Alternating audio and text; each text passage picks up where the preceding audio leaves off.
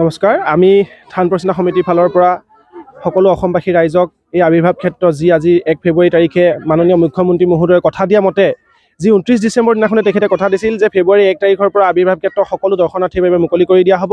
গতিকে ইতিমধ্যে মুকলি কৰি দিছে আৰু সেই মুকলি কৰাৰ লগে লগে কিছু নিয়মানুৱৰ্তিতা জিলা প্ৰশাসনে জাৰি কৰিছে, সেইখিনি মানি পেলাই সকলো দৰ্শনাৰ্থী যাতে আহি এই আমাৰ আবিৰ্ভাৱ ক্ষেত্ৰ উপভোগ কৰিব পাৰে তাৰ বাবে আমি থান প্ৰচিনা সমিতিৰ ফালৰ পৰা সকলোকে নিমন্ত্ৰণ জনাইছোঁ। খালি তেওঁলোকে সেই নিয়মানুৱৰ্তিতাখিনি বজাই ৰাখক যাতে এই আধ্যাত্মিকতাটো বৰ্তি থাকে। আজি 1 ফেব্ৰুৱাৰী তাৰিখে আমাৰ বটদ্ৰৱা গুৰুজনাৰ আবিৰ্ভাৱ ক্ষেত্ৰ তীৰ্থযাত্ৰীৰ বাবে মুকলি কৰি দিয়া হৈছে। যিদৰে 29 ডিচেম্বৰ তাৰিখে মাননীয় গৃহমন্ত্ৰী ডাঙৰীয়াই আহি ইয়াৰ শুভ উদ্বোধনী কৰিছিলে আৰু সেইদিনাখনেই অসমৰ মাননীয় মুখ্যমন্ত্ৰী ডাঙৰীয়াই কৈছিলে যে 1 ফেব্ৰুৱাৰী তাৰিখৰ পৰা তীৰ্থযাত্ৰীৰ বাবে এই আবিৰ্ভাৱ ক্ষেত্ৰ মুকলি হ'ব। ঠিক তেনেদৰে তেওঁ কথা দিয়া মতেই আজি পুৱা 10 বজাৰ পৰা এই আবিৰ্ভাৱ ক্ষেত্ৰ তীৰ্থযাত্ৰীৰ বাবে মুকলি কৰি দিয়া হৈছে। আৰু মুকলি কৰি দিওঁতে এটা কথা কওঁ, ইয়াতে জিলা প্ৰশাসনে কিছু নীতি নিয়ম বান্ধি দিছে। সমূহ অসমবাসী ৰাইজক কওঁ এই নীতি নিয়মখিনি আপোনালোকে মানিব, কিয় এই নীতি নিয়মখিনি আমাৰ আধ্যাত্মিকতাটো ধৰি ৰাখিব।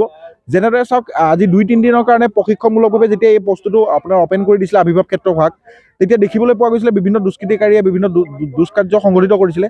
সেই বস্তু চকু ৰাখি জিলা প্ৰশাসনে কটকটীয়া SOPৰ জৰিয়তে আমাৰ এই আধ্যাত্মিক গুৰুজনাৰ এই আবিৰ্ভাৱ ক্ষেত্ৰ আজিৰ পৰা মুকলি কৰি দিছে। আমি লখিমপুৰ আমতলা শংকৰদেৱৰ আবিৰ্ভাৱ ক্ষেত্ৰ চাবৰ কাৰণে কেনেকুৱা পালে? চাই বৰ ধুনীয়া লাগিছে। প্ৰতি বছৰে আহেনে? প্ৰতি বছৰ অহা নাই, এই বছৰ আহিছোহে। আগত আহিছো সোমাই আহিছোৱে, লাহে লাহে চাই যামগৈ আৰু গোটেইখিনি আপোনালোকৰ লখিমপুৰ? লখিমপুৰ। কি ক'ব এতিয়া, চাই কেনেকুৱা পালে? চাই সৌন্দৰ্য লাগিছে, আমি তাকে চাই ৰহস্য পাই আমি ঘূৰি চাইছো।